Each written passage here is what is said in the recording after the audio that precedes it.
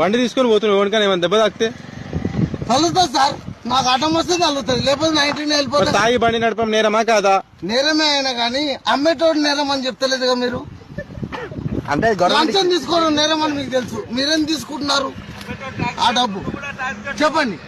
అంటే 100 రూపాయలు నాకు ఒక చిట్టి ఇస్తున్నావా, హెల్మెట్ లేదని 200 తెంగుతున్నాం, ఆడొచ్చినామని చెప్పి 300 తెంగుతున్నాం, ముగ్గురు ఉన్నారని 600 తెంగుతున్నాం. మరి మేమేం చేయాలి సార్? పిల్లలతో రూల్స్ మీరు ఫాలో కావాలి కదా.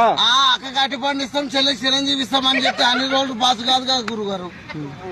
ఇప్పుడు మీరు రూల్స్ ఫాలో కాకపోతే ఎట్లా ఇట్లా రోడ్ మీద సరే సార్, రూల్స్ ఫాలో కామని మీరు అన్నారు కదా, దానికి ఒక పొజిషన్ చెప్తా వింటారా సార్? మీరు ఎప్పుడైనా ఇంటికి పోయినప్పుడు మందు తాగారా లేదా? తాగాం. మరి నువ్వు తాగినప్పుడు నా హోటల్ దాంట్లో ఒక ఎంప్లాయీ పోయి నువ్వు తాగినప్పుడు నేను తాగడానికి చిల్లర కానీ దానికేముందు అయ్యా? అంతేనా? ఇంకేం కావాలి? వీలైతే 4 మాటలు, కుదిరితే కప్ కాఫీ.